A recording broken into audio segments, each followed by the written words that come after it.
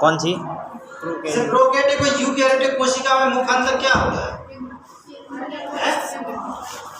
कैसा? केंद्रक होता है सर उसका अंतर। उसमें प्रोकैरियोटिक में केंद्रक स्पष्ट नहीं पाया जाता है। मतलब देखो क्या होता है कि अपन देखते हैं कोशिकांग भी नहीं पाए जाते हैं। अपना इसमें नाभिक होता है, केंद्रक होता है। तो इसमें क्या होता है कि अगर ये प्रोकैरियोटिक का रहेगा तो इसमें ये वाली स्पष्ट नहीं होगी, तो हम इसको क्या कहेंगे? ये प्रोकैरियोटिक सेल है। अगर ये स्पष्ट है झिल्ली तो हम बिल्कुल इस तरह से दिखेगा, उसको हम क्या बोलते हैं? यूकैरियोटिक बोलते हैं। ठीक है, तो ये इसमें मूलभूत अंतर होता है। अच्छा, आप लोग क्रोमेटिन जाल जानते हैं? क्रोमेटिन जाल कहाँ होता है कोशिका में? क्रोमेटिन जाल पढ़ा होगा आप लोगों ने? नहीं सुना। नहीं पढ़ा? सुना भी नहीं। बताइए, कोई क्रोमेटिन जाल पढ़ा क्या आप लोगों ने कोशिका में? हाँ, केंद्रक में किस तरह कहाँ पर होता है? डीएनए में होता है। हाँ, देखिए क्या होता है अपने यहाँ पर केंद्रक जो होता है उसमें एक धागेनुमा संरचना रहती है, वो क्या होता है? आपका क्रोमेटिन जाल होता है। और जब कोशिका विभाजन होता है तो ये क्या होते हैं? ये एक दूसरे में ऐसे जुड़ जाते हैं ऐसे। Yes. और क्या बना देते हैं? गुणसूत्र या क्रोमोसोम में, तो ये बना देते हैं। ठीक है, तो ये ही क्या होते हैं? आपके क्रोमेटिन होते हैं। यहाँ पर देखिए क्या होता है, ये आपका केंद्रक है, इसके अंदर केंद्रिका होता है। क्या होता है? केंद्रिका होता है। देखिए इसे कोशिका का मस्तिष्क भी बोला जाता है, ब्रेन भी बोला जाता है। इसे कोशिका का ब्रेन भी बोला जाता है, क्योंकि पूरी सेल पर ये क्या करती है? नियंत्रण करता है। देखिए आपको पता है हमारे शरीर में जो सेल्स होती है ना, जो लाखों करोड़ों सेल्स हैं, सर केंद्रक को बोलेंगे या केंद्रिका को बोलेंगे? देखो केंद्रक होता है ये सेल के अंदर ये जो वाला बिंदु है, मतलब कोशिका द्रव्य में जो गोलाकार बिंदु है वो आपका केंद्रक है। हाँ। और जो केंद्रक के अंदर जो मतलब एक बिंदु होता है वो क्या होता है? केंद्रिका होता है। समझ गए ना? तो ये क्या होता है? तो ये केंद्रक क्या होता है? हमारा इसका ब्रेन होता है, पूरी इसमें नियंत्रण रखता है। और दूसरी बात क्या है? इसकी पहचान भी इसमें होती है। जो डीएनए होता है ना, ये मतलब इसमें मूलभूत विशेषता होती है कोशिका की, कि आपको पूरे शरीर में एक कोशिका कहीं की ले लीजिए, आपका डीएनए सेम निकलेगा। यही हमारी पैतृकता और आनुवंशिकता गुण को जो फॉलो करता है वो क्या होता है? ये डीएनए होता है। ये मतलब हमारे इसमें केंद्रक में होता है। इसी की वजह से आनुवंशिक गुण जो क्या होते हैं? एक कोशिका से दूसरी कोशिका में जाते हैं। क्योंकि जो कोशिका सिद्धांत दिया था तो स्लीडेन और स्वान ने तो उन्होंने बताया था मूल रूप से कि जो आपकी जो कोशिका होती है, इसकी उत्पत्ति पूर्व कोशिकाओं से ही मानी जाती है। उनकी उत्पत्ति पूर्व कोशिकाओं से मानी जाती है। ये हमारे स्लीडेन स्वान की कोशिका सिद्धांत की बहुत प्रमुख बात है। तो इसके केंद्रक, अब देखिए केंद्रक के बाद आपका ये यहाँ पर जुड़ा रहता है इस तरह का, ये चीजें, ये क्या होती है? ईआर होती है, एंडोप्लाज्मिक रेटिकुलम होता है। इसका काम क्या होता है? क्या सर? इसका काम क्या होता है? एंडोप्लाज्मिक रेटिकुलम का। तो देखिए ये क्या काम करता है? ये बिल्कुल पूरी कंकाल की तरह काम करता है। इस कोशिका की मतलब कोशिका के लिए किसका काम करता है? कंकाल की तरह काम करता है एंडोप्लाज्मिक रेटिकुलम। ठीक है, और देखिए और भी नाम जब हम क्लियर है केंद्रक होता है तो नई चीज बता रहे हैं ना, केंद्र का तो मैं तो सुनी तब नहीं, बहुत सारी सभी को वीडियो डाल रहा है यार, समझ कोशिका बोला जाता है। इन पर काफी प्रश्न मतलब पूछे जाते हैं इन पर कोशिका के अंगों की। तो पहली बात तो विज्ञान में सबसे पहले आपको कोशिका और उसके अंगों के पर अच्छी पकड़ आना चाहिए, क्योंकि पूरी इसी के इन्फ्लुएंस होती है। जिस तरह से हम केमिस्ट्री पढ़ते तो पूरे तत्वों का अगर आपको नॉलेज नहीं है ना, परमाणु क्रमांक द्रव्यमान से लेकर के ऋण विद्युतता संयोजकता क्या होता है, अगर ये चीज नहीं पता तो आपको कहीं कोई चीज समझ में नहीं आती।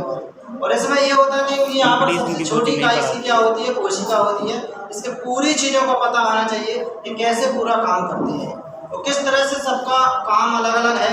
तो ये अगर चीजें आपको पता है तो साइंस आपको ऐसा नहीं कि समझ में ना आए, ये चीजें काफी मैटर करती है।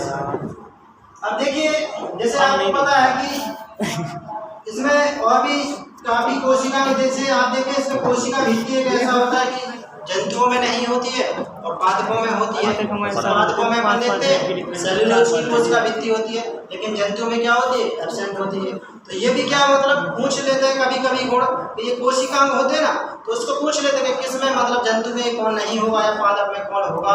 तो ये भी आप लोग ध्यान रखिएगा, कुछ जो है वो उसमें पाया जाता है। जैसे आप देखें क्लोरोप्लास्ट है, वो जंतुओं में जैसे एब्सेंट होता है, इसमें प्रेजेंट होता है। कोशिका भित्ति हुआ, ये मतलब ऐसे होते हैं मूलभूत कुछ 5-6 कोशिकाएं जो एक दूसरे में अंतर करते हैं, और ये ही मतलब यहीं से क्वेश्चन निकालते हैं।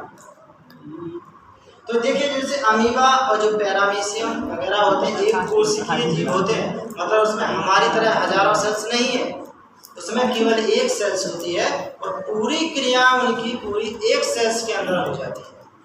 तो ये चीजें क्या होती हैं आपकी, एक कोशिकीय होता है और बहुकोशिकीय। बहुकोशिकीय का मतलब ये होता है कि जो कई कोशिका अनेकों लाखों करोड़ों कोशिकाओं से मिलकर बना होता है, और उनका जो शरीर होता है कोशिकाओं के समूह जिन्हें ऊतक कहा जाता है उनसे मिलकर के काम करता है। कोशिकाओं का समूह क्या होता है, ऊतक होता है। ऊतक से फिर आपका अंग तंत्र बनता है, वो अंग तंत्र से मिलकर के आपका पूरा शरीर बन जाता है। तो इस तरह से हमारी जो कोशिका देखे हैं तो पूरी छोटी इकाई है। जिस तरह से केमिस्ट्री में परमाणु का महत्व है ना, उसी तरह से इसमें कोशिका का महत्व होता है। ठीक है ना। अच्छा, और चीजें आप लोग कुछ पूछना चाहे बताइए। आप लोग किसी के क्वेश्चन ही नहीं आ रहे हैं। एंडोप्लाज्मिक रेटिकुलम, अंतः प्रदप्पीय जालिका।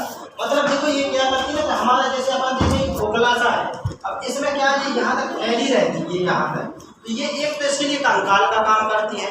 दूसरा क्या होता है कि इसमें से कुछ इसमें जाना ना केंद्रक से कोशिका द्रव्य, ये चूंकि क्या होता है कोशिका द्रव्य होता है, और ये क्या होता है केंद्रक होता है, तो इसमें ये पदार्थों के आदान प्रदान पर भी करता है कंट्रोल। और तीसरा इसमें कोशिका विभाजन में इसका महत्व होता है। ये चीजें इसमें मैटर करती है। हाँ उसका भी होता है, मतलब सेंट्रोसोम का भी, तो सेंट्रोसोम देखिए अब इसमें क्या है, कोशिका विभाजन में ये चीजें मदद करती है, कोशिका प्लेट निर्माण वगैरह में ये लोग सहायता करते हैं, ये चीज होती है। और बताइए किसी के क्वेश्चन। पहली बात तो देखिए आप लोग पूछते नहीं, पूछना चाहिए आप लोग, भले सरल चीज पूछे करें, जो नहीं आ रही वो चीज पूछिए आप लोग। उससे क्या होता है कि आप लोग का पता चल जाता है कि आपको कहाँ समझ में नहीं आ रहा। मैं तो ये सोच के अचंभित हो गई, मतलब छतरपुर जैसी क्लास में आप लोग बैठे हुए हैं, वो आप लोग क्वेश्चन नहीं करते हैं, वो चीज़ समझ में नहीं आ रही मुझे तो। हाँ देखिए तंत्रिका तंत्र सबसे बड़ी कोशिका, अपने शरीर में लंबी कोशिका जो है तंत्रिका तंत्र को क्या होती है, सबसे लंबी कोशिका मानी जाती है।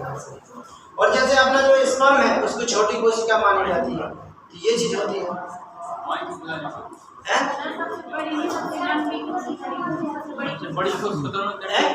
वो तो अंडाणु होती है ना, सबसे बड़ी अंडाणु।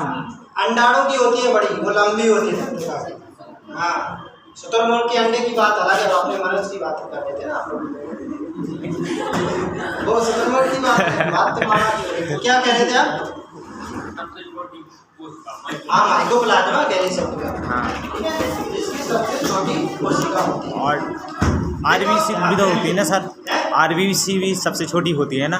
हाँ देखिए क्या है, आप लोगों के क्वेश्चन ऐसे होना चाहिए कि सर ये चीज़ क्या है, यहाँ मुझे चीज़ समझ में नहीं आ रही। अब जैसे आपने देखना, जैसे मान लीजिए आप मुझसे कोई क्वेश्चन करते कि सर इस चीज़ का मतलब, जैसे आपने कोई पढ़ के आए हो मुझसे पूछ ही लिया तो सर ये चीज़ क्या होती है, हो सकता है मैंने वो चीज़ नहीं पढ़ी हो, आप पढ़ के आए हुए हो, बात समझ रहे ना।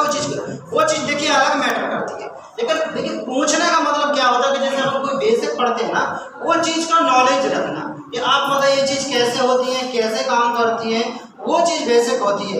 ये तो ऐसा होता है कि देखिए जैसे मैं हूँ आज पढ़ा रहा ना आपको, उससे पहले आप ज़्यादा पढ़ के आए हुए टॉपिक, तो आप उससे ज़्यादा प्रश्न कर देंगे। क्यों? क्योंकि आप उस चीज़ को पढ़ के आए हो, उस पैटर्न को, समझ रहे ना। लेकिन जो आपका बेसिक होता है वो चीज़ें सबसे ज़्यादा मैटर करती है। वो चीज़ अगर आपका कंप्लीट है तो आप मतलब कुछ भी पढ़ेंगे तो आपको समझ में आएगा। तो आप लोग बेसिक पर जाया करें, और फिर कोई भी किताब पढ़िए आपको समझ में आएगा। वही अंकल हमने देखा है ना, 3 सवाल में 1 घंटा, साला 4 मतलब 10-10 मिनट की सवाल होगा। आज कम ही आए स्टूडेंट कितने ही है, चले गए सर। जब पता चला ठीक है, टाइम भी हो। मैं एक क्लास में फ्री था तो मैंने कहा चलो आज दे आए क्लास।